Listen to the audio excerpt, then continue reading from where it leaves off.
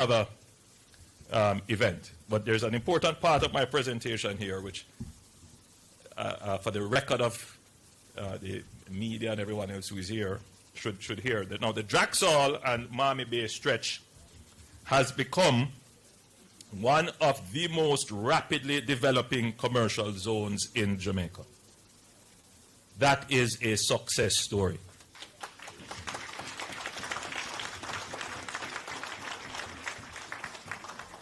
But the North Coast Highway's capacity has been exceeded by the very growth it helped to generate. On major event weekends, traffic snarls stretch for miles into Trelawney. Every hour a delivery driver sits in that traffic is an hour not spent creating value. Every guest stuck on that road is a guest whose experience of Jamaica begins badly. And it's not just that road, it's the road heading to Lucy as well. And many other roads where, even in Kingston, where people are sitting in traffic for an extended period of time. We have to build out the infrastructure. But as it relates to Drax Hall and Miami Bay, we have a special plan already commissioned. So congestion is not just an inconvenience, it is a tax on productivity, and it falls directly on the business in this corridor. Feasibility studies are being completed for the North-South Highway Extension Project, 2 segments branching from a new grade separated interchange near Miami Bay, westward to Discovery Bay in St. Anne, and eastward to Tower Isle in St. Mary.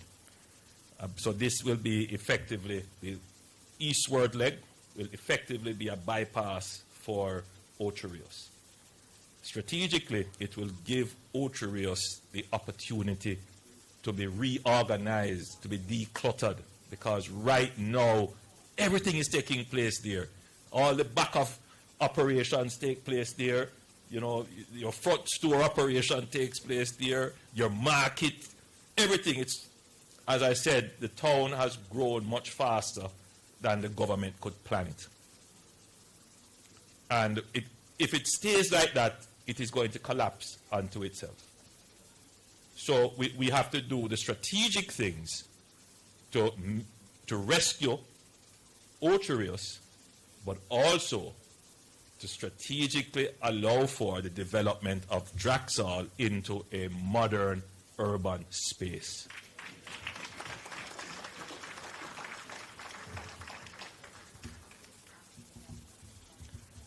So a high-speed toll alternative that diverts through traffic away from the congested corridor dramatically reduces journey times and unlocks the tourism and investment potential of the wider North Coast. Once that extension is sufficiently advanced, we will begin the North Coast Highway Improvement Project, upgrading and dualizing key sections along the existing alignment from Montego Bay to Drax Hall based on traffic volumes and safety requirements. So effectively, that corridor going through Drax Hall will become a boulevard, essentially, with all the necessary safety and traffic efficiency provisions to ensure that traffic can move, but you can ingress and egress onto that boulevard without slowing up the traffic. Because it is clear that that corridor will become the center of economic activity for St. Anne. So you will get a proper boulevard, plus you will get a proper bypass. So all the lands between the existing alignment and the new bypass potentially becomes developable. And that will become the new energy for St. Anne. For Ocho Rios, it's the opportunity to restructure the town, declutter the town, and return Ocho Rios to a charming tourism town.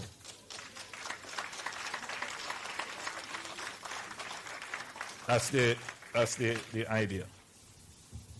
So the Drax Hall corridor is not a problem to be managed. It is a success story to be expanded. And we intend to give it the infrastructure it deserves.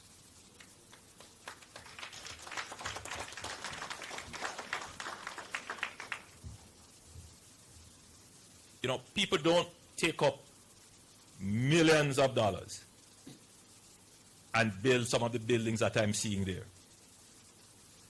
without confidence in the future.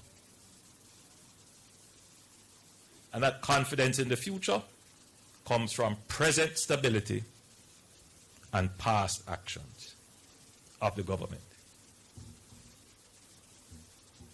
You know, I put it to you this way.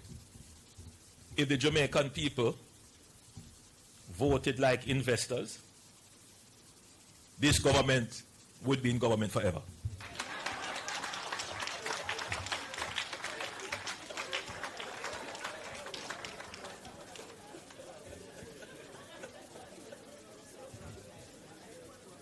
But it would be an error for the government to think that the Jamaican people vote like investors. And we understand that.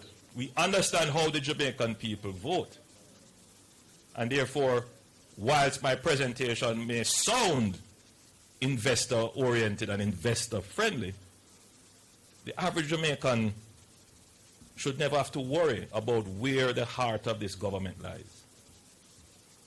And it lies in your best interest, how to make it easier for you. How to help you fulfill the basic things that you need. Your children to go to school, your water in communities, your community roads being fixed. We know. And so sometimes, you know, when I sit as your steward of your resources, the choices are not easy. And so as your prime minister, as your steward, you know, it pains my heart every time I'm heading into work and I'm listening to the radio station, I get the call, you know, so, you know, they call whoever it is, I'm calling a journalist name, and they say, you know, this community in Southeast St. Ann, you know, from when this road don't fix? And then they say, who is the MP?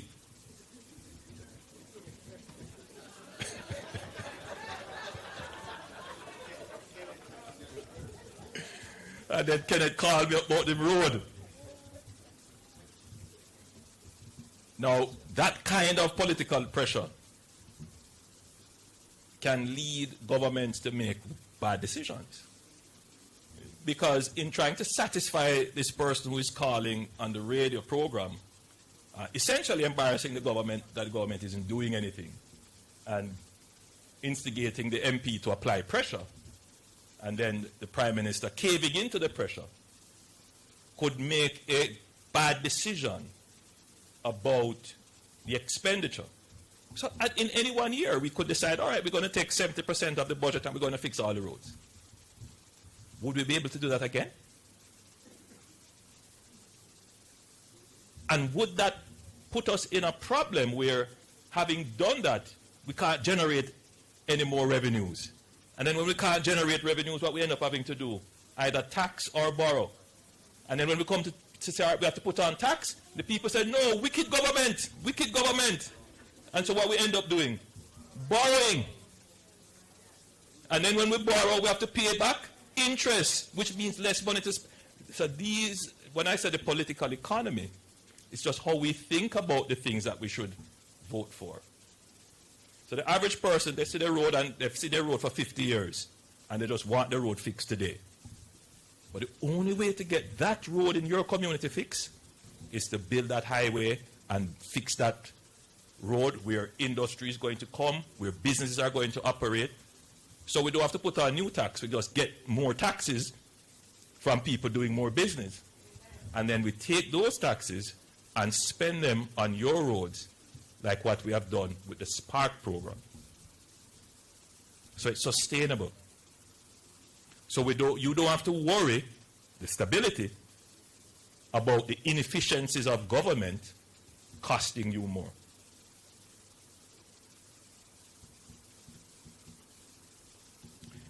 So that's my commitment to the people. Make the right economic decisions. And for this parish, we're investing in the engine of growth. We see that people want to invest here. They are putting down the buildings. They are making the investments. And we're going to support that. And the dividends from that, we then take and invest into Brownstown Clinic, which is being built.